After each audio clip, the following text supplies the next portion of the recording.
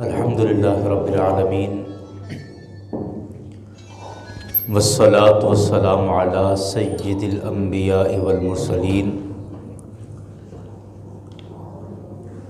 وعلی آلہ واصحابہ اجمعین، اما بعد فاعوذ باللہ من الشیطان الرجیم، بسم اللہ الرحمن الرحیم۔ ام حسبت ان اصحاب الکہف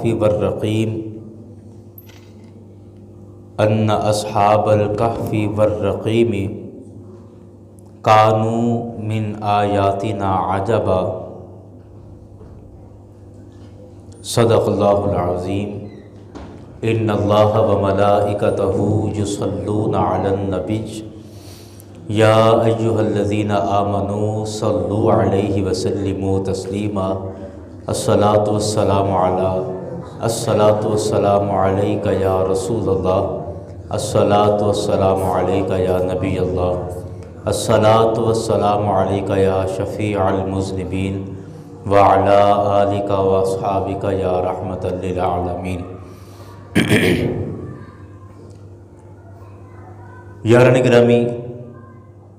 سامعین حاضرین،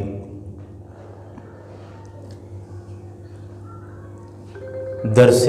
شعور قرآن کی یہ نشست ہے، اور یہ دوسری نشست ہے جس میں ہم سب قرآن پاک کی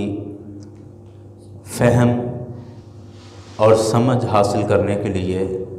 اس درس میں حاضر ہیں۔ اور سورہ الکہف 15ویں سپارے میں یہ ایک باقاعدہ صورت موجود ہے قرآن پاک کی، اور اس سورہ مبارکہ کے تقریباً 8 آیتیں شروع کی پچھلے درس میں بیان ہوئی تھیں، اور آج کے درس میں جس حد تک ممکن ہو سکا میں ایک مخصوص وقت میں اپنی بات کو مکمل کرنے کی کوشش کروں گا۔ میں سب سے پہلے یہ گزارش کروں گا کہ یہ خالصتاً قرآن کو سمجھنے، قرآن پاک کے خالص علوم حاصل کرنے کا بہترین موقع ہے، اور یہ جلسے اور یہ درس قرآن جو ہمارے ایک روایتی اور ٹیپیکل سٹائل کے جو جلسے ہوتے ہیں ان جیسا نہیں ہے، اور اس کا اسلوب، اس کا طریقہ کار، وہ سب ایک دوسروں سے بالکل ایک مختلف ہے، جس میں خالص قرآن پاک کو سیکھنے اور سمجھنے کے حوالے سے صرف بات ہوگی، اس کے علاوہ دوسری کوئی اس میں ادھر ادھر کی بات نہیں ہوگی۔ آپ دعا کریں کہ جس نیک مقصد اور مشن کو دوست احباب کے تعاون کے ساتھ، آپ سب لوگوں کی مشاورت کے ساتھ یہ کام شروع کیا گیا ہے، علامہ آصف عمر صاحب کی مشاورت کے ساتھ، اللہ کریم اس کام میں استقامت عطا فرمائے اور اس کو بڑھ چڑھ کے اس کام کو کرنے سمجھنے کی توفیق عطا فرمائے۔ اور سب سے بڑھ کر یہ کہ آپ یقین کریں، قرآن پاک ہمارے آج کے جتنے ہمارے مسائل ہیں ہماری زندگی کے اندر، اگر ہم قرآن پاک کو صحیح معنوں میں پڑھے ہوتے یا قرآن پاک کو سمجھ کر اس پر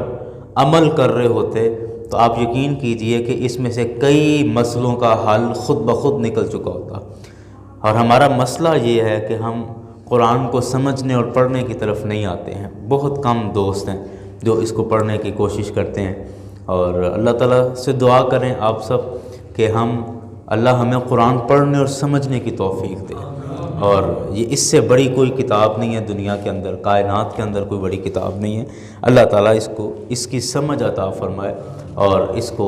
پڑھ کر، سن کر، اس پر عمل کرنا ہم سب کے لیے آسان فرمائے۔ بات آگے چلاتے ہیں۔ رب کائنات نے ارشاد فرمایا، ام حسبت ان اصحاب الکہف والرقیم کانوا من آیاتنا عجبا۔ ارشاد فرمایا کہ بے شک کیا تمہیں معلوم ہے کہ بے شک اصحاب کہف اور رقیم یعنی غار، جنگل کے کنارے اور پہاڑی پر رہنے والے،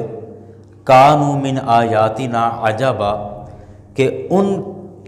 لوگوں میں بھی ہماری عجیب نشانیاں چھپی ہوئی ہیں۔ اصل میں اس کو آسان کر کے بتاتا ہوں کہ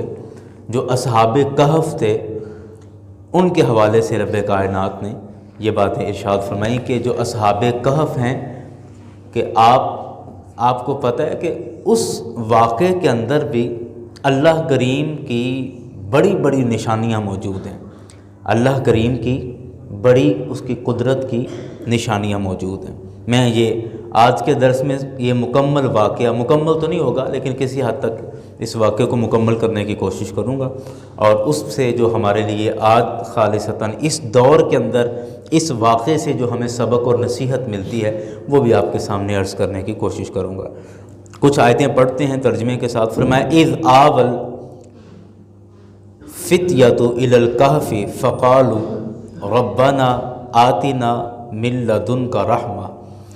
فرمایا کہ جب ان نوجوانوں نے غار میں پناہ لی تو انہوں نے کہا کہ اے ہمارے رب، آتنا من لدنک رحمہ، ہمیں اپنی جناب سے رحمت عطا فرما، وہیّ لنا من امرنا رشدا، اور ہمارے کام میں ہمارے لیے ہدایت کا رستہ پیدا فرما۔ فضربنا علی آذانہم فی الکہف سنین عددا، اللہ نے فرمایا کہ ہم نے پھر کئی سالوں تک ان کے کانوں پر کئی سالوں کی گنتی روک دی یا گنتی کا پردہ ڈال دیا۔ سال گزرتے رہے لیکن ان پر ان سالوں کے گزرنے کا پردہ پڑا رہا۔ ثم بعثناہم لنعلم ای الحزبین احصی لما لبثوا امدا، فرمایا کہ اس کے بعد پھر ہم نے ان کو زندہ کیا، دوبارہ سے ان کو جگایا، دوبارہ سے اٹھایا، تاکہ ہم دیکھ سکیں کہ ان دو گروہوں میں سے کون اس کی صحیح تعداد بتاتا ہے۔ نحن نقص علیک نبأہم بالحق، کہ ہم ان کا ٹھیک ٹھیک حال تمہیں بتاتے ہیں، تمہیں سنائیں۔ انہم فتیۃ آمنوا بربہم وزدناہم ہدی، کہ وہ جوان تھے اور اپنے رب پر ایمان لائے اور ہم نے ان کی ہدایت میں اضافہ کیا۔ وربطنا علی قلوبہم، اور ہم نے ان کے دلوں کی ڈھارس بندھائی۔ اذ قاموا، جب وہ کھڑے ہوئے۔ فقالوا، پس انہوں نے کہا کہ ربنا رب السماوات والارض، کہ ہمارا رب تو آسمانوں اور زمین کا رب ہے۔ لن ندعو من دونہ الہا، کہ ہم اللہ کے سوا کسی اور کو اپنا معبود نہیں بناتے ہیں۔ لقد قلنا اذن شططا، فرمایا کہ ہم اگر ایسا کریں یعنی اللہ کے سوا کسی کو معبود بنائیں تو ضرور ہم حد سے بڑھنے والوں میں سے ہو جائیں۔ یاران گرامی، اب آئیں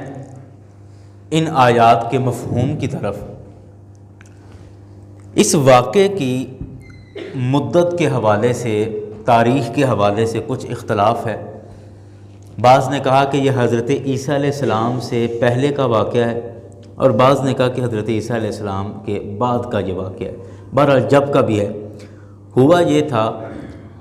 کہ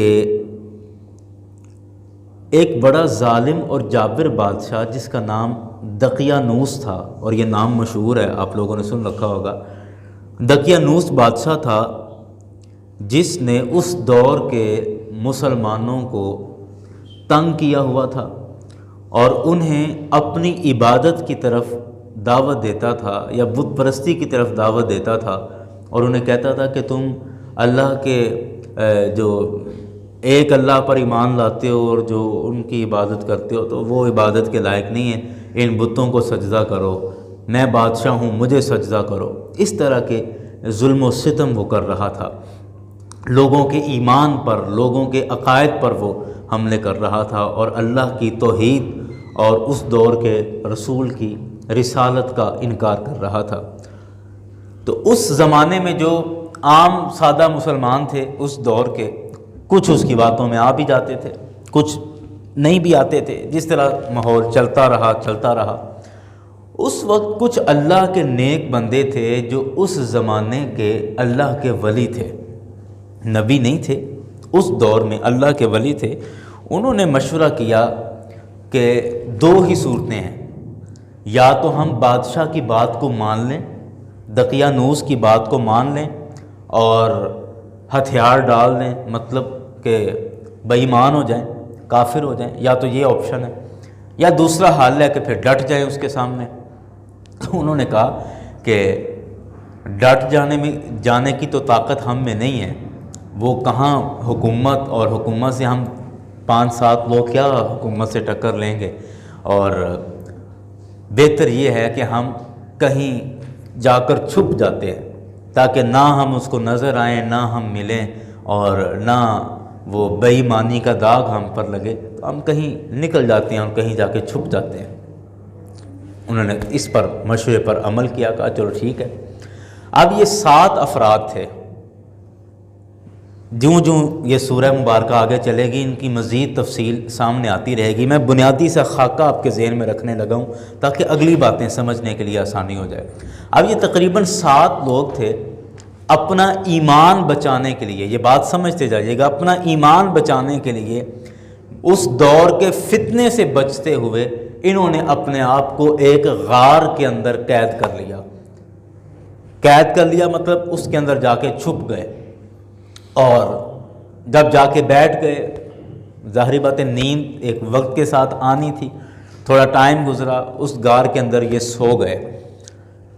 اب دقیانوس بادشاہ جو تھا وہ اس زمانے میں جو بھی بندہ اس کی بات نہیں مانتا تھا وہ اس کو قتل کرائے جا رہا تھا، کسی کو پھانسی لگوا دی، کسی کو کس طرح قتل کر دیا، کسی کو کس طرح قتل کر دیا، اور اس طرح وہ گمراہی اور کفر لوگوں کے اندر پھیلا رہا تھا۔ اس کو خبر ہوئی جا کے کہ جی 7 بندے ہیں جو آپ کے ڈر سے فلاں غار کے اندر جا کے چھپ گئے ہیں اور جا کے بھی سوئے ہوئے وہاں پہ، تو آپ ان کا بھی علاج کریں۔ مخبری کسی نے کر دی، بادشاہ نے کہا کہ ان کا علاج یہی ہے کہ غار کے سامنے کا دروازہ بند کر دیا جائے اور اس پر دیوار چن دی جائے، اور وہ اندر ہی گل سڑ کے مرا جائیں گے، اور یہی ان کی سزا ہے، اور وہی ان کی قبر بنے گی۔ وہی غار کا چھوٹا سا کمرہ، وہی ان کی قبر ہوگی، بس آگے بڑی دیوار کر دو، مضبوط پتھروں سے دیوار کروا دو تاکہ یہ اسی کے اندر نہ باہر نکل سکیں، نہ اندر ہی بھوکے پیاسے گل سڑ مرا جائیں گے، اور یہی ان کی سزا ہے۔ آرڈر جاری ہو گیا کہ اس غار کے آگے دیوار کر دی جائے تاکہ یہ اندر ہی گل سڑ جائیں۔ اب جس آدمی کی ذمہ داری لگائی گئی وہ ایک نیک آدمی تھا، دیوار کرنے کی جس مستری کی ڈیوٹی لگائی گئی وہ نیک آدمی تھا، اور اس نے کیا کیا کہ وہاں پر ایک صندوق کے اندر تانبے کی پلیٹ پہ، اس دور میں جو بھی لکھائی کا رواج تھا، کاغذ تو ظاہری بات نہیں تھا نا، چمڑے پر لکھتے تھے یا تانبے پر لکھتے تھے یا جس پر بھی لکھائی کرتے تھے، اصحاب کہف کے احوال اس نے لکھے کہ یہ اصحاب کہف کی 7 لوگ ہیں اور یہ ان کی قبریں ہیں، اور دقیانوس بادشاہ نے یہ حکم دیا ہے تو میں اس کے مطابق یہ کر رہا ہوں، اور یہاں ان کی تفصیل لکھ کے صندوق میں بند کر کے اس کے اوپر دیوار کر دی انہوں نے۔ اب یہ لوگ اپنی طرف سے سمجھے جی ختم ہو گئی کہانی، مرا گئے، لیکن اللہ تعالیٰ نے ان کو ایک اپنی قدرت کا مظہر بنانا تھا، اپنی قدرت کی ایک نشانی بنانا تھا، جس کو خود رب کائنات نے کہا نا کہ کانوا من آیاتنا عجبا، کہ ہماری عجیب نشانیاں ہیں ان لوگوں کے اندر۔ یہ جو اصحاب کہف ہیں نا، وہ جو غار میں جا کے 7 لوگ گئے، ان میں ہماری عجیب نشانیاں، اب وہ ایک ایک کر کے انشاءاللہ آگے آتی جائیں گی کہ اللہ کی کون کون سی نشانیاں ان لوگوں سے ظاہر ہوئیں۔ اچھا، وہ سو گئے، یہاں تک کہ 309 سال گزر گئے، 309 سال، مختلف روایات آئی ہیں لیکن یہ زیادہ معتبر کہ 309 سال گزر گئے کہ وہ لوگ اسی غار میں اسی طرح رہے اور ان کا کوئی بھی خبر نہیں آئی۔ آگے دیوار ہو گئی تھی، دیوار کر دی گئی اور سارا بالکل ختم ہو گیا سارا معاملہ۔ اب جب سب کچھ وہاں پر ختم ہو گیا تو لوگ ظاہری بات ہے وقت کے ساتھ ساتھ ان کو بھول بھال گئے، وقت گزر گیا، معاملات ہوتے رہے، چلے گئے۔ 300 سال کے بعد اس وقت جو اس علاقے کے اندر جو زمانہ آیا، جو دور اور جو وقت آیا، درود پاک پڑھیے بلند صلی اللہ علیہ وسلم۔ میں معزز مہمانوں کو خوش آمدید کہتا ہوں، ماشاءاللہ سارے احباب تشریف لائے، بالخصوص ہمارے آج کے مہمان خصوصی جناب محترم ڈاکٹر ریاست علی ملک صاحب تشریف فرما ہیں، اور ہم ان کو خوش آمدید کہتے ہیں اور دعا کرتے ہیں کہ جس طرح یہ دین کے کام میں لگے ہوئے ہیں، اللہ تعالیٰ ان کو استقامت عطا فرمائے۔ بات کو جاری رکھتے ہیں۔ میں عرض کر رہا تھا کہ 309 سال یہ لوگ اسی غار کے اندر رہے، آگے دیوار تھی، لوگ بھول بھال گئے، سارا زمانہ بدل گیا، وقت بدل گیا، 3 صدیاں گزر گئیں۔ اب کسی کو کیا یاد تھا کہ 300 سال پہلے یہاں کیا ہوا تھا؟ وقت گزرنے کے ساتھ ساتھ ہوا یہ کہ اس 300 سال گزرنے کے بعد کا جو زمانہ تھا وہ بڑا عادل دور تھا، زمانہ تھا۔ جو مسلمان حکمران تھا، بڑا نیک حکمران تھا، اور اسلام کی بڑی ترویج ہو رہی تھی، اسلام کا بڑا نام پھیلایا جا رہا تھا، اور بالکل اسلامی ریاست اور اسلامی قوانین اور ہر چیز، ماحول بڑا زبردست ہو گیا پورے علاقے کے اندر، اور یہ لوگ اندر سوئے ہوئے ہیں۔ اللہ تعالیٰ نے ان کو اتنی لمبی نیند عطا کر دی، موت نہیں کہیں گے لیکن چلیں نیند عطا کر دی، یہ سو رہے ہیں 300 سال یہ سوئے رہے، اور اس کے بعد سبب یہ بنا کہ کسی آبادیاں ظاہری بات زیادہ ہو گئیں، تو کسی بندے نے کہا کہ یہ والی غار خالی پڑی ہوئی ہے، تو میں اپنی بکریوں کے لیے اس کی صفائی ستھرائی کر لیتا ہوں، اور یہاں میں اپنے ساز و سامان رکھ لوں گا، اور اپنی بکریوں کا جو دانہ پانی ہے، جو بھی میرا انتظام ہوگا، میں اس کو اپنی جگہ کو اپنے استعمال میں لے آتا ہوں۔ حالانکہ یہ آبادی سے باہر جا کے چھپے تھے، لیکن 300 سال میں ظاہری بات ہے جنگل بھی آباد ہو گئے، آبادیاں آ گئیں، سارے معاملات ہو گئے۔ اب اس آدمی نے جا کے دیوار گرائی، جب دیوار گرائی تو اتنے میں جو اندر وہ احباب سو رہے تھے ان کی آنکھ کھلی، سبب بنا نا اصل میں۔ اور یہ وہ زمانہ تھا کہ اسلام تو پھیلا ہوا تھا اور لوگ مسلمان تو تھے، لیکن موت کے بعد دوبارہ زندہ ہونے کا لوگ انکار کر رہے تھے۔ اب آپ دیکھیں ہر دور کے اندر کچھ نہ کچھ فتنہ رہتا ہے، ہر دور کے اندر۔ ہماری بھی اتنی زیادہ عمریں نہیں ہیں، لیکن ہم نے اپنے زمانے میں کئی قسم کے فتنے دیکھ لیے ہیں۔ کبھی اب آپ پچھلے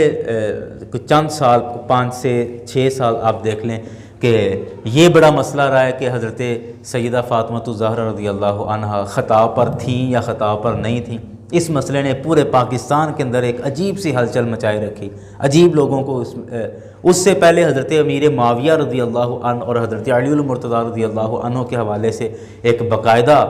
مسئلہ چلتا رہا ہمارے پاکستان کے اندر، اس سے پہلے اور کئی طرح کے پنگے۔ تو ہر دور میں کچھ نہ کچھ ایسا کرنٹ ایشو ہوتا ہے کہ جو اس دور میں پورا عروج پر ہوتا ہے کہ آج کل حالات کس طرف جا رہے ہیں۔ تو اس زمانے میں یہ تھا کہ حالات، لوگ تو مسلمان تھے، اسلامی ریاست تھی، سب کچھ ٹھیک چل رہا تھا، لیکن وہاں پر ایک فتنہ چل رہا تھا کہ کئی پڑھے لکھے لوگ باقاعدہ انکار کر رہے تھے کہ موت کے آنے کے بعد کوئی بندہ دوبارہ زندہ نہیں ہو سکتا۔ جب موت آ گئی تو مطلب سب کچھ ختم ہو گیا، سب کچھ تباہ ہو گیا، اور ہر چیز فنا ہو گئی، ختم ہو گئی، اب دوبارہ کچھ بھی نہیں ہونے والا۔ یہ بات لوگوں میں پھیلائی جا رہی تھی، یہ فتنہ اس دور کے اندر چل رہا تھا، اور ادھر سے اتفاق یہ بنا کہ ایک آدمی اپنے ذاتی استعمال کے لیے یا اس کے اپنے بکریاں شکریاں ان کے لیے اس نے کہا کہ یہ خالی کمرہ پڑا ہوا ہے اور شروع سے بچپن سے اس کو ایسے ہی دیکھتے ہیں، تو اس کو دیوار میں گراتا ہوں، اندر صفائی وغیرہ کر کے میں اس کو اپنے استعمال میں لے کے آتا ہوں۔ اس نے جیسے دیوار گرائی تو اتفاق یہ بنا کہ وہ لوگ جاگ گئے، جو اصحاب کہف 309 سال جن کو وہاں ہو چکے تھے وہ بیدار ہو گئے۔ جب بیدار ہوئے تو اب ان کو یہ سمجھ آ رہی ہے کہ ابھی تھوڑی دیر پہلے ہم سوئے تھے اور ابھی اٹھ گئے۔ آپ دیکھتے ہیں جب انسان کو گہری نیند آتی ہے تو جب صبح ہم اٹھتے ہیں تو یہی محسوس ہوتا ہے کہ ابھی تو سوئے تھے اور پھر آنکھ کھل گئی اور جاگ گئے، بیدار ہو گئے، بس اتنا سے محسوس ہوتا ہے۔ حالانکہ وہ 5 گھنٹے گزر گئے یا 6 گھنٹے گزر گئے یا 8 گھنٹے ہم سوئے رہے، یہ وقت کے گزرنے کا احساس نہیں ہوتا۔ اور اس طرح کے اور بھی واقعات قرآن پاک میں موجود ہیں کہ حضرت عزیر علیہ السلام کے حوالے سے وہ واقعہ موجود ہے کہ جب ان کو بھی اللہ تعالیٰ نے موت عطا کر دی اور اس کے بعد پھر دوبارہ 100 سال کے بعد ان کو دوبارہ زندہ کیا، تو ان سے پھر پوچھا، یہ میں صرف مثال کے طور پہ عرض کر رہا ہوں ورنہ واقعہ تو ہم نے یہی چلانا ہے، اللہ نے ان سے پوچھا کہ کم لبثت، اے عزیر کتنا عرصہ سوئے؟ انہوں نے کہا کہ لبثت یوما او بعد یوم، کہ میں کوئی ایک دن سویا ہوں گا یا ایک دن کا بھی کچھ حصہ سویا ہوں گا۔ اللہ نے فرمایا بل لبثت مئۃ سنہ، کہ اے عزیر آپ ایک دن کا کچھ حصہ یا ایک دن نہیں سوئے بلکہ آپ 100 سال تک سوئے رہے ہیں۔ اور اب دیکھیں ذرا، جو آپ کا گدھا تھا آپ سواری کے لیے، اگر آپ ایک دن سوئیں تو گدھا کہاں ہے؟ اور گدھے کی ہڈیاں پنجر پڑے ہوئے نیچے۔ اور دوسری طرف کہا کہ آپ کا کھانا جو آپ نے بچا کے بقیہ کپڑے میں باندھ کے اوپر کلی پہ ٹانگا تھا، ذرا دیکھا کہ کھانا اسی طرح فریش ہے، تو وہ بالکل ہکے بکے یہ کیا ہوا ہے، میں تو ابھی سویا تھا۔ تو سوئے بندے کو وقت کے گزرنے کا احساس نہیں ہوتا۔ اسی طرح یہ اصحاب کہف تھے، 309 سال بعد ان کی آنکھ کھلی، 3 صدیاں اور 9 سال اوپر اس سے گزر گئے، آنکھ کھلی، اور یہ اپنی روٹین میں تھے کہ ابھی تھوڑی دیر پہلے ہم سوئے ہیں۔ تو ان میں سے ایک بندے کو انہوں نے کہا، آپس میں کھڑے ہو کے کہا کہ ہم میں سے ایک بندہ باہر جائے، ذرا دیکھے کہ دکھیا نوس کے کیا حالات ہیں، کیا معاملات ہیں، اور کچھ پیسے ان کو دیے کہ کچھ کھانے چھانے کے لیے بھی لے آؤ، اور باقی کوئی پتہ کرنا حالات معاملات کیا ہیں، کہ یہاں ہم محفوظ ہیں یا نہیں، یا کسی اور جگہ پر ہم چلے جائیں یا کیا کریں۔ اب جیسے وہ بندہ ان میں سے ایک بندہ کچھ پیسے لے کے ان میں سے باہر آیا، تو اس نے باہر آ کے دیکھا سارے حالات ہی بدل گئے،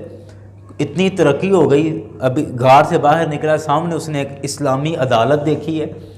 تو کہہ رہا ہے اسلام کا اتنا نفاذ یہاں پر ہو گیا اور اتنے معاملات، یہ تو سارا کچھ ماحول ہی بدل گیا۔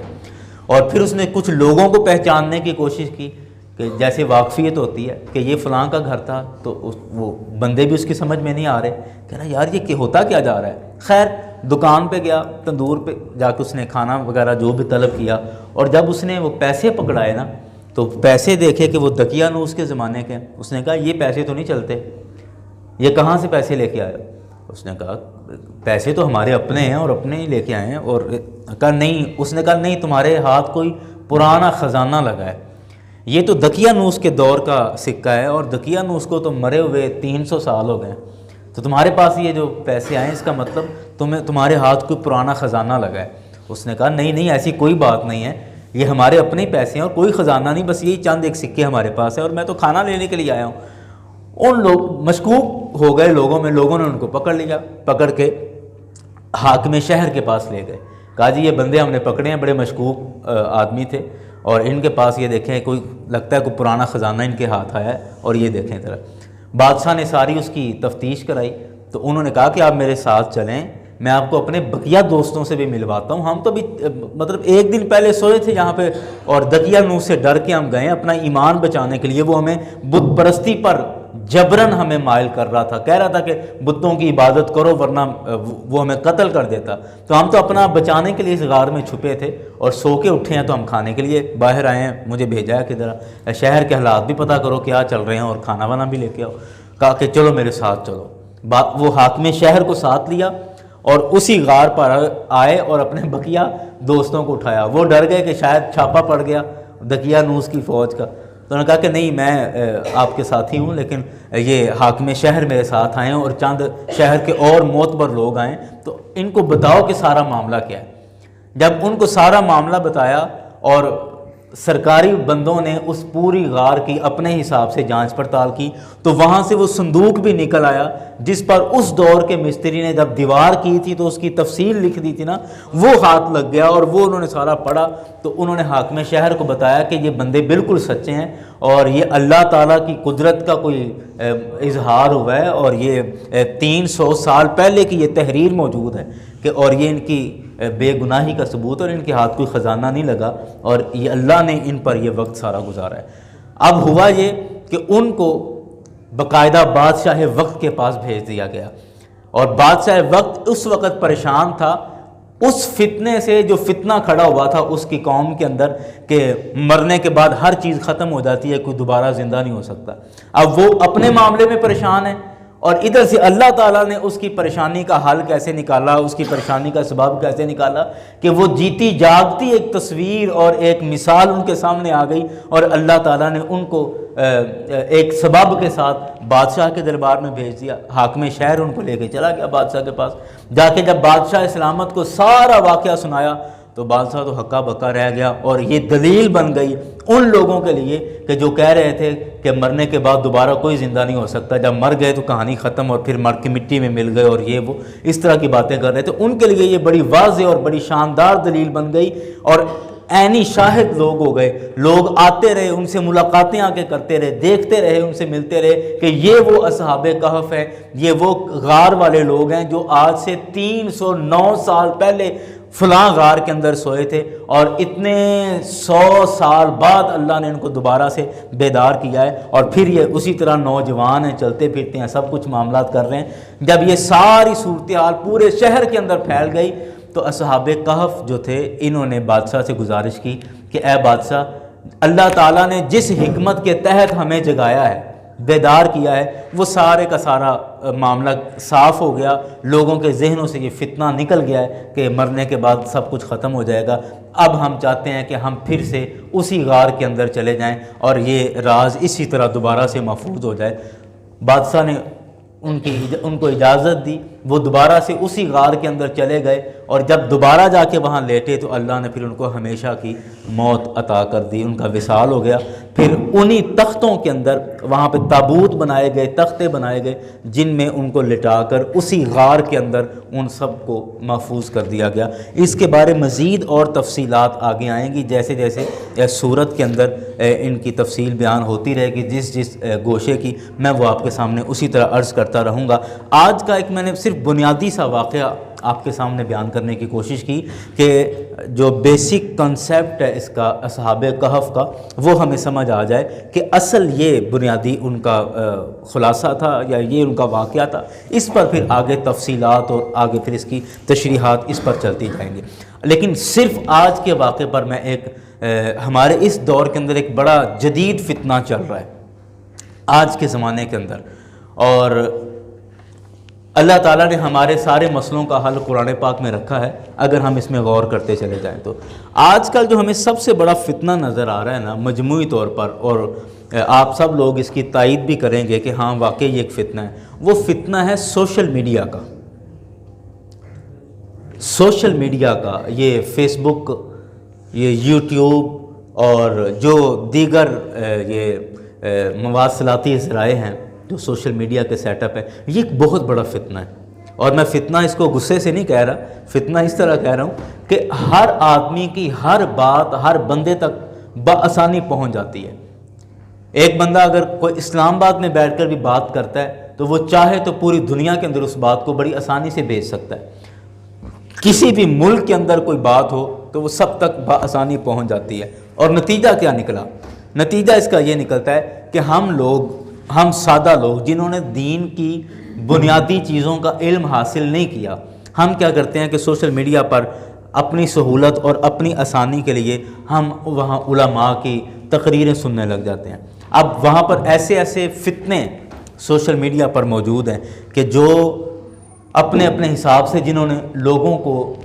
اس طرح گمراہ کر دیا ہے کہ ایک عام آدمی یقین کیجئے وہ پریشان ہو چکا ہے دین پر قائم رہنے کے لیے کہ یار میں اب کس طرف جاؤں، یہ اس کی سنو یہ کچھ کہہ رہا ہے، اس کی سنو یہ کچھ کہہ رہا ہے، اس کی سنو یہ کچھ کہہ رہا ہے، اس کی سنو یہ کچھ کہہ رہا ہے، 4 5 6 8 عجیب رائے سامنے آ رہی ہیں، تو میں ان میں سے کس کو فالو کروں؟ میں آپ کو مثال دے سکتا ہوں۔ اب ہمارے کئی نوجوان وہ محمد علی مرزا جہلم کا یہ ایک عجیب الخلقت انسان ہے، وہ اب سوشل میڈیا پر بڑا ان ہے۔ اب ہمارے کئی لوگ اس کے پیچھے لگے ہوئے ہیں، اس کو دیکھ رہے ہیں، سن رہے ہیں، اور وہ عجیب حرکتیں کر رہا ہے۔ مجھے تو نہیں سمجھ آتی کہ ایک پڑھا لکھا انسان اس طرح واہیات طبیعت کا کیسے مالک ہو سکتا ہے، یعنی اتنا بدتمیز انسان، اور جسے بات کرنے کی تمیز تک نہیں ہے۔ تو ایک پڑھا لکھا آدمی جس کو قرآن کا علم ہو، حدیث کا جس کے پاس علم ہو، وہ ایسا بدتمیز نہیں ہوتا، ایسی اوچھی طبیعت کا مالک نہیں ہوتا، اس کے اندر صبر اور تحمل ہوتا ہے اور بڑی سمجھداری کے ساتھ وہ گفتگو کرتا ہے۔ ایک بات، اب اس کو دیکھیں اس نے کہا کہ ابھی پچھلے دنوں میں اس کی ایک میرے سامنے نظروں سے گزری، اس نے کہا جی 5 نمازیں ایک وقت میں بھی پڑھ سکتے ہیں۔ میں کہا یہ تو بڑے آسان پیکیج دے رہا ہے لوگوں کو، مطلب آپ آدھا گھنٹہ مسجد میں آئیں، ساری نمازیں ایک دم سے پڑھیں اور بس ٹھیک ہے نکل جائیں۔ عجیب باتیں۔ اس سے پہلے ڈاکٹر ذاکر نائک تھا، حالانکہ اس نے بہت سارے اچھے بھی کام کیے، لیکن اس میں اس کے میری نظروں سے گزرا اس کا کلپ، اس نے کہا ہم بغیر وضو کے بھی قرآن پاک کو پڑھ سکتے ہیں، ہاتھ لگا سکتے ہیں قرآن پاک کو۔ تو مطلب سمجھ نہیں آتی، عجیب خلقت یہ لوگ، اور اس طرح کی کئی عجیب باتیں سامنے آ جاتی۔ اور نقصان اس چیز کا ہوتا ہے کہ اس طرح کی باتیں اگر صرف علماء کے اندر رہیں تو ان کا کچھ نہ کچھ حل نکل آتا ہے۔ اب جب اس طرح کی باتیں عوام کے اندر آتی ہیں، اب عوام میں تو ہر بندے نے دین کی بنیادی باتیں نہیں پڑھی ہوئی، نہیں سمجھی ہوئی، اب وہ دیکھ کے ایک دم سے جھٹ سے پریشان ہو جاتے ہیں کہ یار نئی چیز سامنے آ گئی، اب اس کا کیا کریں گے، یہ کیا ہوگا۔ تو اب یہ ایک عجیب فتنے کا دور ہے، عجیب فتنے کا دور۔ تو اس عجیب فتنے کے دور میں اور اس پرفتن دور کے اندر ہمیں کیا کرنا چاہیے، ہمارے لیے ہدایت کیا ہے، ہمارے لیے سبق کیا ہے۔ میں کہتا ہوں آج جو ہم سورہ کہف میں سے جو ہم نے اصحاب کہف کی آج جتنی بات پڑھی ہے، اس بات کے اندر ہمارے لیے بہترین ہدایت موجود ہے۔ اصحاب کہف نے کیا کیا کہ اپنا دین بچانے کے لیے، اس دور میں فتنہ آ گیا تھا، اس دور میں لوگ بت پرستی کی طرف جا رہے تھے، بادشاہوں کی عبادت کی طرف جا رہے تھے، تو اس پرفتن دور کے اندر، اس فتنے والے دور کے اندر اصحاب کہف نے اپنے ایمان کو بچانے کے لیے کیا کیا کہ لوگوں سے دور ہو گئے، چھپ گئے، غار کے اندر چلے گئے، اپنے آپ کو محفوظ کرنے کے لیے، اپنا ایمان بچانے کے لیے غار کے اندر چلے گئے اور جا کر چھپ گئے اور وہاں اپنے آپ کو محفوظ کر لیا۔ اور یہ بہترین طریقہ ہے کہ جب آپ دیکھ رہے ہیں کہ سوشل میڈیا پر اور اس طرح کے عجیب لوگ عجیب آ کے باتیں کر رہے ہیں، مذہب کے نام پر ایک عجیب تماشے اور عجیب دکانداریاں چل رہی ہیں، تو اس کا سب سے بہترین حل یہ ہے کہ آپ خاموشی سے ان لوگوں سے دور ہو جائیں، خاموشی کے ساتھ اپنا ایمان بچائیں، اپنا ایمان محفوظ کریں اور اپنے آپ کو ان سے دور کر لیں۔ یہ بہترین طریقہ ہے اور قرآن پاک بھی یہی سبق ہمیں دے رہا ہے۔ رسول اکرم صلی اللہ علیہ وسلم کی ایک حدیث پاک سنا کے میں بات کو مکمل کر لیتا ہوں۔ بخاری شریف کے اندر یہ حدیث پاک موجود ہے، حضرت ابو سعید خدری رضی اللہ عنہ کی روایت بھی موجود ہے، حضرت ابو ہریرہ رضی اللہ عنہ کی روایت بھی موجود ہے کہ رسول اکرم صلی اللہ علیہ وسلم کے پاس سرکار علیہ الصلوۃ والسلام نے ارشاد فرمایا، سرکار نے فرمایا کہ ایک زمانہ ایسا آئے گا کہ کھڑا ہوا بیٹھا ہوا آدمی کھڑے ہوئے آدمی سے زیادہ بہتر ہوگا، اور کھڑا ہوا آدمی چلنے والے بندے سے زیادہ بہتر ہوگا، اور چلنے والا آدمی دوڑنے والے آدمی سے زیادہ بہتر ہوگا۔ یہ حدیث کا مفہوم ہے۔ تو صحابہ کرام نے عرض کی یا رسول اللہ، تو اس وقت پھر ہم کیا کریں؟ سرکار نے فرمایا کہ جس کے پاس اونٹ ہوں وہ اپنے اونٹوں میں جا کے چھپ جائے۔ یہ بات سنیے گا بڑے غور سے، یہ امام بخاری نے کتاب الفتن کے اندر یہ پورا چیپٹر باندھا کہ جس میں سرکار نے قیامت کے قریب جو وقت آئے گا اس زمانے میں جو فتنے پیدا ہوں گے ان فتنوں کا ذکر کیا۔ کتاب الفتن امام بخاری نے جو چیپٹر باندھا اس کے اندر یہ حدیث پاک موجود ہے کہ سرکار علیہ الصلوۃ والسلام نے ارشاد فرمایا کہ وہ بڑا عجیب دور ہوگا۔ تو صحابہ نے عرض کی یا رسول اللہ پھر ہم کیا کریں اس دور میں؟ تو سرکار نے فرمایا کہ جس کے پاس اونٹ ہوں وہ اپنے اونٹوں میں جا کے چھپ جائے، جس کے پاس بکریاں ہیں وہ اپنی بکریوں میں جا کے چھپ جائے، جس کے پاس کھیت ہیں وہ اپنے کھیتوں میں جا کے چھپ جائے۔ تو ایک صحابی نے عرض کی یا رسول اللہ صلی اللہ علیہ وسلم جس کے پاس نہ بکریاں ہوں نہ اونٹ ہوں نہ کھیت ہوں وہ کیا کرے؟ تو رسول اکرم صلی اللہ علیہ وسلم نے ارشاد فرمایا، سرکار علیہ السلام نے ارشاد فرمایا کہ وہ ان سے بچ جائے، وہ بچ جائے، وہ بچ جائے۔ یہ حدیث امام بخاری مختلف الفاظ کے اندر اس سے ملتی جلتی اور بھی کئی روایات موجود ہیں کہ وہ ان سے بچ جائے، وہ بچ جائے، وہ بچ جائے۔ مطلب کیا کہ سرکار علیہ الصلوۃ والسلام نے بڑے واضح الفاظ کے ساتھ ان باتوں کو بیان کر دیا کہ ایسے فتنے کو جب تم اپنے دور کے اندر دیکھو، جیسے فتنے آج ہم دیکھ رہے ہیں، آپ یقین کریں کہ ہمارا چونکہ دین کے ساتھ زیادہ واسطہ پڑتا ہے، اور لیکن اللہ کا شکر ہے کہ ہم نے دین کو سبکن اور سٹیپ بائی سٹیپ باقاعدہ پورا پڑھا، جس کی وجہ سے کچھ نہ کچھ ذہن میں بات آ جاتی ہے۔ آپ یقین کریں کہ ہمارے مسلمانوں کے بچوں کے ذہن اس قدر فتنہ انگیز ہو گئے ہیں کہ رسول اکرم صلی اللہ علیہ وسلم کی ذات اطہر تک ہم اعتراضات کر رہے ہیں۔ ابھی آپ علامہ سید اختر صاحب ماشاءاللہ موجود ہیں، اور اس ٹائم پہ اور بھی کچھ لوگ ہمارے گھر پہ بیٹھک میں موجود تھے. ان کے ساتھ ایک لڑکا آیا، کوئی ان کے سوالات تھے، تو ان کے ساتھ وہ میرے پاس آئے حضرت ان کو لے کے. اب وہ مجھے کہہ رہا ہے کہ یہ غصہ نہ کیجئے گا، میرے ذہن میں بہت سارے سوالات ہیں، میں بڑا کریٹیکل آدمی ہوں، میں کالج یونیورسٹی کا پڑھا ہوا ہوں، میں نے ماسٹرز کیا ہوا ہے، اور میرے ذہن میں بڑے عجیب عجیب سوالات ہیں. میں نے کہا بالکل آپ تسلی کے ساتھ آپ سوالات کریں، کوئی ایسی بات نہیں. اس نے رسول اکرم صلی اللہ علیہ وسلم کی شادیوں پر اعتراض کیا، جبکہ وہ خود بھی مسلمان ہے، مسلمانوں کا بچہ ہے، مسلمانوں کے گھر میں رہتا ہے،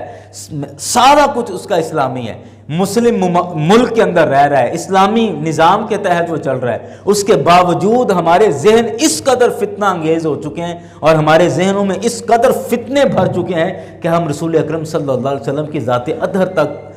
اعتراضات کرنے پر باز نہیں آتے. یعنی ہمیں ڈر نہیں لگتا کہ یہ بات ہم کر کس ذات کے بارے میں. اس نے سیدہ عائشہ صدیقہ رضی اللہ عنہا کی عمر مبارک کے حوالے سے اعتراض کیا. اس نے کہا جی دیکھو یہ زیادتی نہیں ہے، یہ ظلم نہیں ہے، توبہ استغفار استغفر اللہ. لیکن اس وقت اگر میں اس کو ڈانٹ دیتا یا جھڑک دیتا تو وہ تو بات نہ بنتی. تو پھر میں نے اس کو جس اعتبار سے بھی ہو سکا اس کو میں نے مطمئن کیا، اور اس کا جو معقول جواب تھا اس کے سامنے رکھا، اور اس کو مطمئن کیا. ہماری ذمہ داری ہے، ہمارا کام ہے یہ. لیکن میں بات یہ عمومی طور پہ آپ کے سامنے اس وجہ سے عرض کر رہا ہوں، یا یہ مثال اس وجہ سے دے رہا ہوں کہ آج یہ عجیب فتنوں کا دور ہے، کیونکہ ہر بندے کی بات ہر بندے تک پہنچ رہی ہے، اور جو اس بات سننے کے قابل ہے یا نہیں ہے لیکن وہ اس بات کے اندر گھستا جا رہا ہے. آپ عجیب میں آج صبح کلاس کے اندر بات کر رہا تھا کہ یہ ایک فتنے کا دور ہے. یہ سہولت نہیں ہے کہ ہر بندے تک ہر بات پہنچ جائے، یہ سہولت نہیں. ہر کسی کا ذہن ایک جیسا نہیں، ہر کسی کی عقل ایک جیسی نہیں، ہر کسی کا علم ایک جیسا نہیں. میاں محمد بخش رحمۃ اللہ علیہ نے کہا تھا نا کہ بے عقلاں کے گل سمجھ دی نہیں مناسب کرنی، مٹھی کھیر پکا محمد کتے آگے ترنی. اب ایک بندہ جس کو اردو کی کتاب نہیں پڑھنا آتی، وہ بخاری کا مطالعہ کر رہا ہے، جس کو اپنے فرائض کا صحیح سے پتہ نہیں ہے، عربی تک جس کو پڑھنا نہیں آتی، وہ دین کی اہم بحثوں میں ہمارے ساتھ بات کر رہا ہے کہ وہ کیا ہوا تھا، اور بنو امیہ میں کیا ہوا تھا، بنو عباس میں کیا ہوا تھا، اور یہ کیا ہوا تھا، اور وہ کیا ہوا تھا. تو اس کو ہم فتنہ نہیں کہیں گے تو اور کیا ہے؟ ہاں جی چلا دیں کہ یہ فتنہ نہیں ہے تو اور کیا ہے. اس لیے اصحاب کہف، یا آج کا جو سبق یا آج کا جو درس ہم نے پڑھا ہے، اور اصحاب کہف سورہ کہف کی جو تقریباً 5-6 آیتیں پڑھی ہیں، ان ساری آیتوں کے بعد جو میں نے آپ کو اصحاب کہف کا بنیادی سا واقعہ سنایا ہے، اس سارے واقعے کا آج کے دور میں ہمارے لیے سبق یہ ہے کہ جس طرح اصحاب کہف اپنے ایمان کو بچانے کے لیے سب لوگوں سے الگ ہو کر اپنے آپ کو محفوظ کر لیا اور پیچھے ہٹ گئے، اسی طرح آج ہمیں بھی یوں کرنا چاہیے کہ جہاں دین کے معاملے میں ہمیں سمجھ نہیں آ رہی، جہاں ہمیں کچھ عجیب بات لگ رہی ہے یا ہماری دماغ سے اوپر کوئی بات گزر رہی ہے، تو وہاں بالکل چپ ہو جائیں، وہاں بالکل خاموش ہو جائیں. اور جو لوگ آپ کو اس طرح کی بحثوں میں الجھا رہے ہیں، آپ ان سے کنارہ کشی اختیار کر لیجیے، آپ ان سے الگ ہو جائیں، اپنے آپ کو بچا لیں. آپ اس بحث میں پڑھیں گے، آپ اپنا بھی ایمان خراب کریں گے، دوسرے لوگوں کا بھی ایمان خراب کریں گے. تو قرآن پاک ہمیں یہ سبق دے رہا ہے اور سرکار کی حدیث سے بھی ہمیں یہ پتہ چلا. امام بخاری کی حدیث میں نے جیسے عرض کی کہ سرکار علیہ الصلوۃ والسلام نے بھی ارشاد فرمایا کہ جب ایسا فتنوں کا دور آئے تو اونٹوں والا اپنے اونٹوں میں جا کے چھپ جائے، بکریوں والا اپنی بکریوں میں جا کے چھپ جائے، اور کھیتوں والا اپنے کھیتوں میں جا کے چھپ جائے. مطلب کیا تھا اس کا کہ بالکل ایسے لوگوں کے ساتھ آپ تعلق نہ رکھیں اور خاموشی کے ساتھ ان کا بائیکاٹ کریں اور ان سے اپنے آپ کو بچا لیں، اپنے ایمان کو ان سے محفوظ کر لیں. یہ آج کا سبق تھا. اللہ کریم کی بارگاہ میں دعا ہے کہ رب کائنات ہم سب کو قرآن پاک کی صحیح سمجھ عطا فرمائے اور قرآن پاک کے علوم پر ہم سب کو عمل کرنے کی توفیق عطا فرمائے. اور میں آپ سب احباب کے سامنے یہ ایک خوشخبری ہے جو عرض کرنے لگا ہوں کہ ہم نے جیسے یہ قرآن پاک کا ترجمے کا سلسلہ اور تفسیر کا سلسلہ شروع کیا تھا، اور یہ ہمارا الحمدللہ میرا ایک ذاتی طور پر ایک مشغلہ ہے. جیسے ہر ایک کا کچھ فیورٹ مضمون ہوتا ہے، تو قرآن پاک میرا الحمدللہ فیورٹ مضمون رہا شروع سے ہی، زمانہ طالب علمی سے ہی. اور میں جب پہلے دوسرے سال میں تھا تب سے قرآن پاک کا ریگولر درس الحمدللہ دیتا آ رہا ہوں. جہاں بھی رہا میں درس قرآن کرتا رہا ترتیب کے ساتھ. میری خواہش تھی کہ میں زندگی کے کسی حصے میں پورے قرآن پاک کی تفسیر دوستوں کے ساتھ بیان کر دوں، لیکن اب اس کی سمجھ ایک طریقے سے آئی ہے کہ اس کو ہم ایسا کر سکتے ہیں کہ راجہ جنگ کی مختلف مسجدوں میں ہم ماہانہ پروگرام سٹارٹ کریں اور ہر مسجد کے اندر الگ سے مضمون بیان ہو. جیسے مسجد مدینہ ہے، یہاں سورہ کہف کو پڑھایا جائے گا، سورہ کہف کو ہم مکمل کریں گے جتنا بھی ہو سکا. اسی طرح مزید اعلانات انشاءاللہ ہو جائیں گے کہ اور کسی مسجد میں ہم سورہ یاسین شریف شروع کر دیں گے تو اس میں مہینے میں ایک دن وہاں درس ہوگا، اور یا سورہ یوسف شروع کر دیں گے یا دیگر صورتیں شروع کریں گے. اور جامع مسجد بابا فتح شاہ رحمۃ اللہ علیہ میں ہر جمعرات اور ہر جمعہ یعنی ہفتے میں 2 دن فجر کی نماز کے بعد وہاں ہم نے 30واں سپارہ شروع کیا ہوا ہے، آدھے سے زیادہ سپارہ ہو چکا ہے. تو آپ احباب اگر دلچسپی آپ کو ہے اور آپ سمجھتے ہیں کہ یہ قرآن پاک کو سمجھنا چاہیے، پڑھنا چاہیے، تو آپ جمعرات اور جمعہ، ہر جمعرات اور ہر جمعہ فجر کی نماز بابا فتح شاہ جامع مسجد میں پڑھیں. اور وہاں 30واں سپارہ شروع کیا ہوا ہے، وہ آدھے سے زیادہ ہو چکا ہے، تو اس کا سبق چل رہا ہے. کل اس میں غالباً سورہ طارق ہم شروع کریں گے. کل جمعہ ہے نا، تو کل بھی درس ہوگا. اور ہر مہینے جامع مسجد مدینہ کے اندر جو درس ہے اس میں یہ انشاءاللہ سورہ کہف چل رہی ہے، اس کو ہم مکمل کریں گے. اس کے بعد پھر کوئی اور سورت شروع کر لیں گے. تو ہم راجہ جان کی اس طرح مختلف مساجد کے اندر قرآن پاک کے مختلف حصے شروع کر دیں گے. تو یہ 2 4 یا 5 سال ہمیں لگیں گے. تو یہ 2 4 5 سالوں میں انشاءاللہ ہم پورے قرآن پاک کو مکمل تفسیر کے ساتھ بیان کر چکے ہوں گے. اور یہ ایک میرے لیے خود سب سے بڑی سعادت ہوگی کہ اللہ تعالیٰ یہ کام مجھ سے لے، اور میرے لیے بڑی نعمت ہوگی. آپ احباب سے بھی یہ دعوت بھی ہے اور سب تک اطلاع بھی ہے کہ جہاں بھی درس قرآن کا ہو، شعور قرآن کے نام سے جہاں بھی پروگرام ہو، آپ تک اطلاع پہنچا دی جائے گی. آپ کوشش کریں، اس میں کوئی وقت ضائع کرنے والی بات نہیں. ایک بھی فضول بات آپ مجھے بتائیں پورے درس میں ہوئی ہو، ادھر ادھر کی مارنے کی کوئی چکر نہیں. صرف نپی تلی اور ٹو دی پوائنٹ بات ہوگی، اور صرف قرآن پاک پر بات ہوگی. اور قرآن پاک کو ایک ترتیب کے ساتھ ہم سمجھنے کی کوشش کریں گے. اس کے علاوہ ڈاکٹر منیر صاحب ماشاءاللہ ہر پروگرام کو ریکارڈ بھی کر رہے ہیں تاکہ یہ قیمتی باتیں ان کو محفوظ کر لیا جائے، اور جو لوگ یہاں نہیں پہنچ پا رہے ان تک آسانی سے پہنچ جائیں. تو ان کا چینل یوٹیوب پر موجود ہے، تو آپ ان سے اس کا لنک بھی لے سکتے ہیں. تو بعد میں بھی سننا چاہیں اس گفتگو کو تو چلو ایک سہولت ہے، آسانی ہے. اللہ کریم سے دعا ہے کہ رب کائنات ہم سب کو قرآن پاک کی صحیح معنوں میں سمجھ عطا فرمائے، اور قرآن پاک پہ عمل کرنا ہم سب کے لیے آسان فرمائے.